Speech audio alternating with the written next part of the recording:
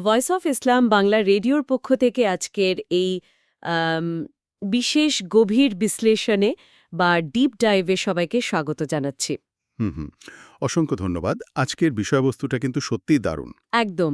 তো আজকের আমাদের এই আলোচনার মূল ভিত্তি হল এ life time of truth the argument for divine sincerity নামের একটি চমৎকার গবেষণামূলক প্রবন্ধ। হ্যাঁ, আর প্রবন্ধটা আমাদের খুব পরিচিত একটা ধারণাকে, মানে সত্যতা প্রমাণের ধারণাকে একেবারে ভিন্ন একটা মাত্রা দেয়। রাইট। আর আজকের আমাদের মূল লক্ষ্য মানে মিশনটা হল একটি অত্যন্ত যুক্তিনির্ভর এবং দার্শনিক প্রশ্নের উত্তর খোঁজা। বিষয়টা হল কিভাবে একজন মানুষের অতীত জীবন তার ভবিষ্যতের কোনো বিশাল দাবির সত্যতার সবচেয়ে বড় প্রমাণ হয়ে উঠতে পারে। ঠিক, আমরা সাধারণত কোনো দাবির সত্যতা যাচাই করতে গেলে সেই দাবির পেছনের যুক্তিটা খুঁজি। কিন্তু আজকের এই উৎসগুলো আমাদের শেখাচ্ছে যে দাবির আগে বরং দাবিদারের অতীত জীবনটা বিশ্লেষণ করতে হবে। মানে ধরুন, আমি যদি একটা উদাহরণ দিই, কোনো বড় আর্থিক প্রতিষ্ঠানে একটা বিশাল অঙ্কের লোনের আবেদন করা হলো, অথবা ধরুন রাষ্ট্রের খুব সেন্সিটিভ বা গোপনীয় কোনো পদে কাউকে নিয়োগ দেওয়া হলো। হুম, তখন তো আর শুধু কথার ওপর ভিত্তি করে নিয়োগ দেওয়া হয় না। একদমই না। তখন কি তারা শুধু লোকটার বর্তমানের সুন্দর সুন্দর কথা বা তার দামি স্যুট দেখে চাকরি বা লোন দিয়ে দেয়? তারা তো তখন আতশকাচ নিয়ে তার পুরো ব্যাকগ্রাউন্ড চেক করে। হ্যাঁ, মানে তার গত ১০-২০ বছরের ব্যাংক লেনদেন, কলেজের পুরনো বন্ধুদের সাথে তার আচরণ, এমনকি সোশ্যাল মিডিয়াতেও সে কি করছে সব চেক করা হয়। তো এই এত কিছু খোঁজার পেছনের মূল কারণটা আসলে কি? কারণটা কিন্তু একটাই। তারা মূলত মানুষের আচরণের একটা ধারাবাহিক নকশা বা যাকে আমরা বলি প্যাটার্ন, সেটা খুঁজতে চায়। রাইট। মানে মানুষটার অতীত আর বর্তমানের মধ্যে কোনো লুকানো অন্ধকার দিক আছে কিনা সেটা দেখা। ঠিক তাই, কারণ মানুষের স্বভাব তো আর রাতারাতি বদলায় না। অতীতের ছোটখাটো লেনদেনে যে মানুষটা অসৎ, সুযোগ পেলে এসে বড় পরিসরেও ঠিক একই কাজ করবে, এটাই স্বাভাবিক। হ্যাঁ, অতীতের একটা ছোট প্রতারণার দাগ পুরো জীবনের অর্জনকে বাতিল করে দিতে পারে। কিন্তু আশ্চর্যের বিষয়টা কি জানেন? কি? যখন মানব ইতিহাসের সবচেয়ে বড় দাবিগুলোর কথা আসে, ধরুন ঈশ্বরের সাথে সরাসরি যোগাযোগের দাবি বা ঐশী মনোনীত হওয়ার দাবি, তখন আমরা এই বেসিক ব্যাকগ্রাউন্ড চেক করার কথাটাই বেমালুম ভুলে যাই। হ্যাঁ, এটা খুব সত্যি কথা। আমরা তখন শুধু অলৌকিক ঘটনা বা বড় বড় দর্শনের জাদুতে মেতে উঠি। আর ঠিক এই জায়গাটা নিয়েই আজকে আমরা কথা বলবো। কারণ আজকের উৎসগুলো আমাদের সম্পূর্ণ ভিন্ন এবং অনেক বেশি বাস্তবসম্মত একটা দিকে নির্দেশ করছে। আর মজার ব্যাপার হলো, এটা কোনো আধুনিক সাইকোলজিক্যাল থিওরি নয়।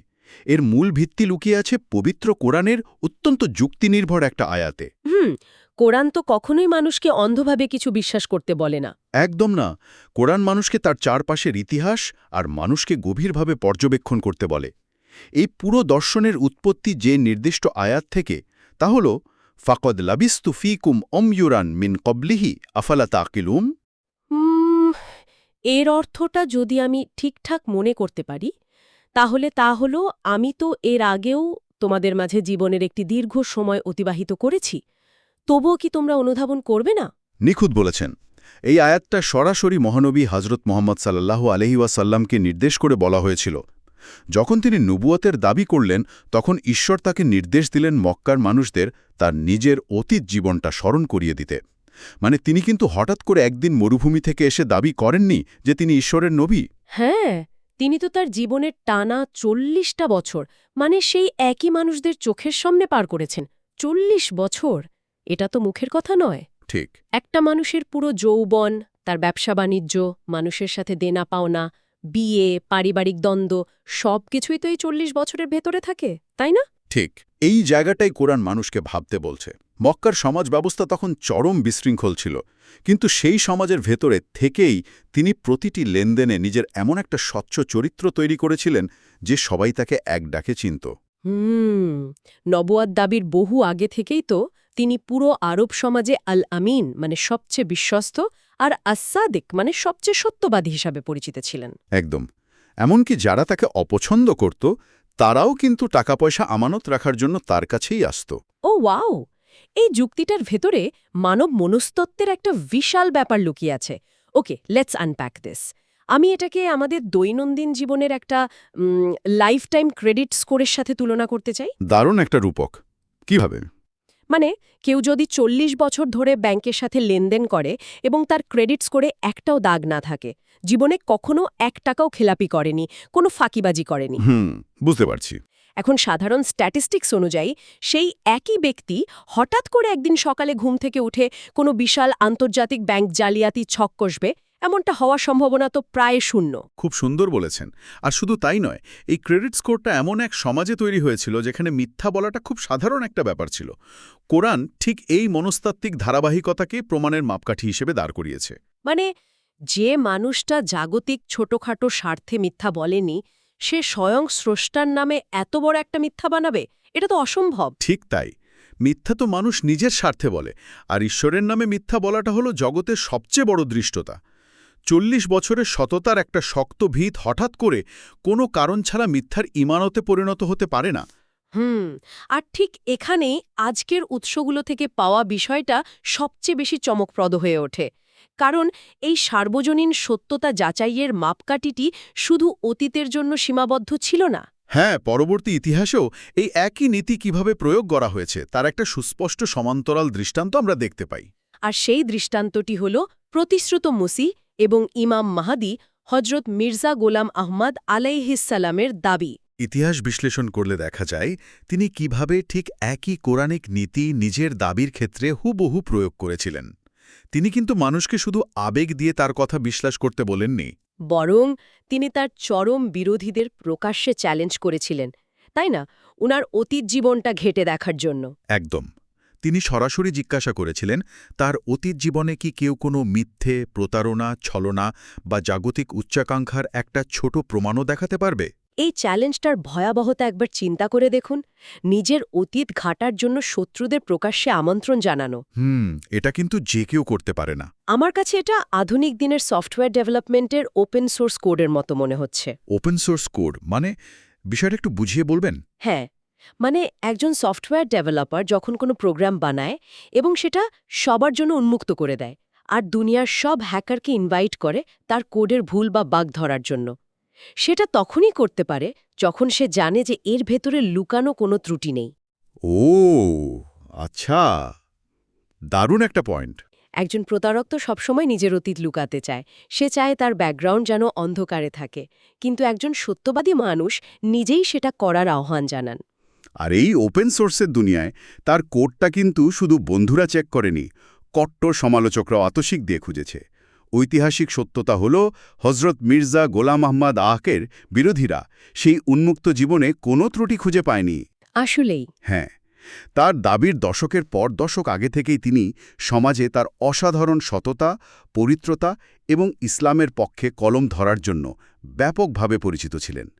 এমনকি যে বিরোধীরা পরে তার দাবির চরম বিরোধিতা করেছিল, তারাও তার অতীত জীবনের সততা নিয়ে মুগ্ধ ছিল। আমাদের উৎসগুলোতে তাজকিরাহ নামের একটা গ্রন্থের কথা বারবার এসেছে। এটা মূলত ওনার সারা জীবনের ওহিদা, ঐশী প্রত্যাদেশের একটা লিখিত রূপ, তাই তো? হ্যাঁ, ঠিক তাই। সেখানে একটা দারুণ তথ্য আছে। ওই গ্রন্থে উল্লেখিত তার একটা ওহী ছিল ঠিক ওই কোরআনিক আয়াতেরই হুবহু প্রতিধ্বনি। মানে, আমি তো এর আগেও তোমাদের মাঝে জীবনের একটি দীর্ঘ সময় অতিবাহিত করেছি। তবুও কি তোমরা অনুধাবন করবে না? হ্যাঁ, মানে যে যুক্তি মহানবী সাহার পেশ করেছিলেন, শতাব্দীর পর শতাব্দী পর এসেও একই যুক্তি পেশ করার ঐশী নির্দেশও তিনি পেয়েছিলেন। এটা আসলে প্রমাণ করে যে সত্যের মাপকাঠি সব যুগেই এক এবং অভিন্ন। এটা ঈশ্বরের একটা প্রতিষ্ঠিত নিয়ম। আচ্ছা, এখানে আমার একটা খটকা লাগছে। আমি যদি একটু সমালোচকের দৃষ্টিকোণ থেকে বিষয়টা দেখি, মানে ইতিহাসে তো এমন অনেক উদাহরণ আছে যেখানে মানুষ বছরের পর বছর ভালো মানুষের মুখোশ পরে থাকে। হ্যাঁ, তা তো থাকেই। যেমন ধরুন কাল্ট লিডারদের কথা। তারা তো প্রথম দিকে খুব সাধু সেজে থাকে, মানুষের উপকার করে, বিশ্বাস অর্জন করে। তারপর যখন মানুষ অন্ধভাবে বিশ্বাস করতে শুরু করে, তখন তারা আসল রূপ বের করে। তো এই মানুষগুলোর ক্ষেত্রে বিষয়টা আলাদা হলো কিভাবে? এটা অত্যন্ত যৌক্তিক একটা প্রশ্ন। চলুন এই মিথ্যার মনস্তত্ত্বটা একটু বিশ্লেষণ করি। কাল্ট লিডার বা যে কোনো প্রতারক কেন এত বছর ধরে কষ্ট করে ভালো মানুষের মুখোশ পরে থাকে? কারণ দিন শেষে তার একটা বৈষয়িক বা জাগতিক টার্গেট থাকে, তাই তো? সে হয়তো অঢেল টাকা চায়, ক্ষমতা চায় বা মর্যাদা চায়। একদম ঠিক। যখন তারা তাদের চূড়ান্ত দাবিটা করে তখন সাধারণত তারা এই সুবিধাগুলো পেতেও শুরু করে।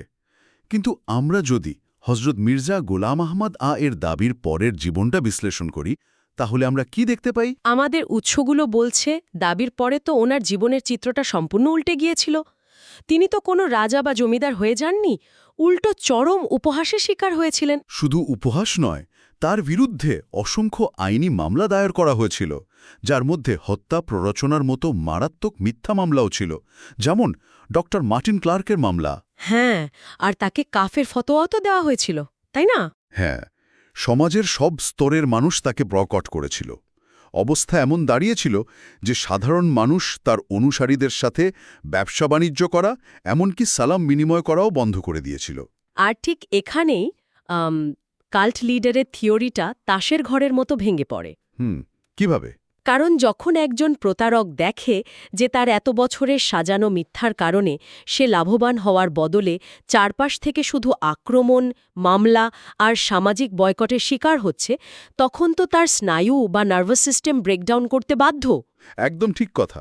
মানব মনস্তত্ত্ব বলে যখন কোনো মিথ্যা লাভের বদলে তীব্র মানসিক এবং শারীরিক যন্ত্রণা নিয়ে আসে, তখন মানুষ সেই মিথ্যা থেকে সরে আসার রাস্তা খোঁজে। সে ভাবে, ভাই, আমার এত বড় দাবির দরকার নেই, আমি আগের জীবনেই ভালো ছিলাম। হ্যাঁ, মিথ্যার সাধারণ মনস্তত্ত্ব এই ধরনের প্রচণ্ড চাপের মুখে সবসময় ভেঙে পড়ে। কিন্তু এত শত বাধা, অপমান, মৃত্যুর হুমকি আর আইনি জটিলতা সহ্য করেও নিজের দাবির ওপর পাহাড়ের মতো অটল থাকা, এটা তো কোনো প্রতারকের পক্ষে সম্ভব নয়। রাইট। এটা তখনই সম্ভব যখন এর পেছনে একটা সুগভীর অভ্যন্তরীণ বিশ্বাস বা কনভিকশন কাজ করে।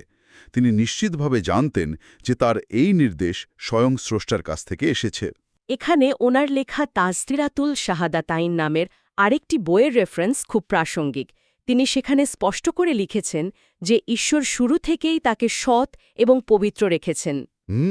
হ্যাঁ, তার অতীত জীবনে এমন কোনো দাগ কেউ দেখাতে পারবে না যার ভিত্তিতে মানুষ ভাবতে পারে যে এই মানুষটি তো আগে থেকেই মিথ্যা বলায় অভ্যস্ত, তাই সে হয়তো এখন আবার নতুন করে মিথ্যা বলছে। অর্থাৎ স্রষ্টা যাকে দিয়ে বড় কোনো কাজ করাবেন তার অতীতটাকে তিনি আগে থেকেই সব ধরনের কলঙ্ক থেকে সুরক্ষিত রাখেন। আর এই জায়গাটাতেই আমরা কুরআনের সেই নির্দিষ্ট আয়াতের শেষ অংশের গভীরতা বুঝতে পারি, আফালা তাকিলুন, যার অর্থ হল, তবুও কি তোমরা অনুধাবন করবে না, বা তোমরা কি তোমাদের বুদ্ধি ও যুক্তি প্রয়োগ করবে না? ইসলামের একটা অসাধারণ সৌন্দর্য হল এটি মানুষকে তার যুক্তি বা বুদ্ধিকে দরজার বাইরে রেখে আসতে বলে না, বরং সত্যতার সাথে সেই বুদ্ধির প্রয়োগ করতে বলে। অন্ধ অনুকরণ করার চেয়ে ইতিহাস আর যুক্তির উপর ভিত্তি করে যে বিশ্বাস গড়ে ওঠে তার শেকড় তো অনেক বেশি শক্তিশালী হয়, তাই না? একদম। তার মানে এই কৌরানিক আয়াতটি আমাদের একটি চিরন্তন দার্শনিক তত্ত্ব শিক্ষা দেয়, যাকে আমরা ইংরেজিতে বলতে পারি ট্রুথ লিভস ট্রেসেস, অর্থাৎ সত্য সবসময় তার পদচিহ্ন রেখে যায়। সত্য হঠাৎ করে শূন্য থেকে জাদুর মতো জন্ম নেয় না। ঠিক যেমন একটা বিশাল পাহাড় একদিনে তৈরি হয় না, বছরের পর বছর ধরে ভূতাত্ত্বিক পরিবর্তনের মাধ্যমে এটা গড়ে ওঠে।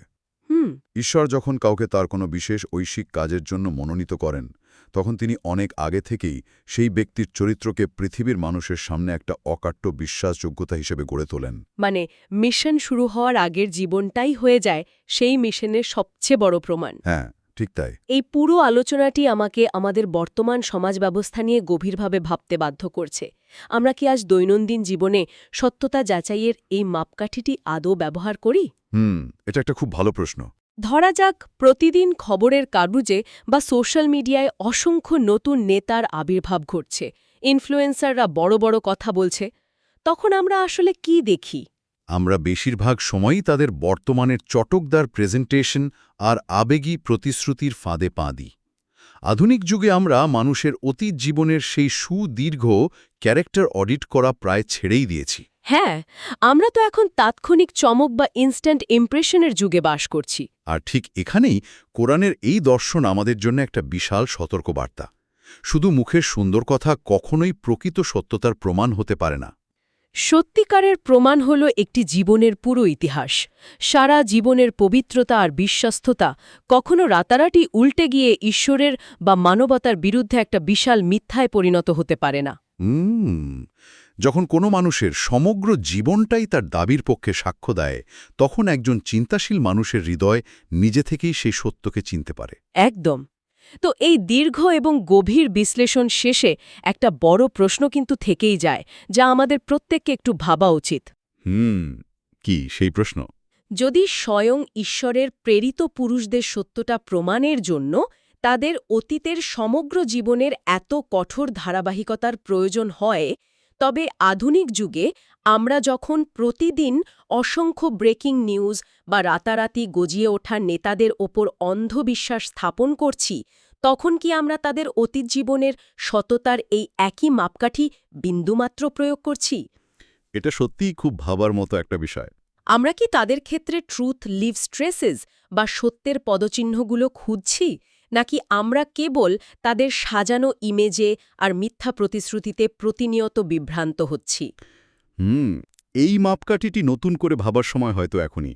সত্যিই তাই। নিজেদের জীবনে আমরা কাকে বিশ্বাস করছি এবং কেন করছি, এটা নিয়ে আমাদের আরও সচেতন হওয়া উচিত। তো ভয়েস অফ ইসলাম বাংলার সাথে থেকে চিন্তার এই জগতে এতক্ষণ পরিভ্রমণ করার জন্য সবাইকে অসংখ্য ধন্যবাদ। সত্যের পদচিহ্ন খোঁজার এই যাত্রা অব্যাহত থাকুক।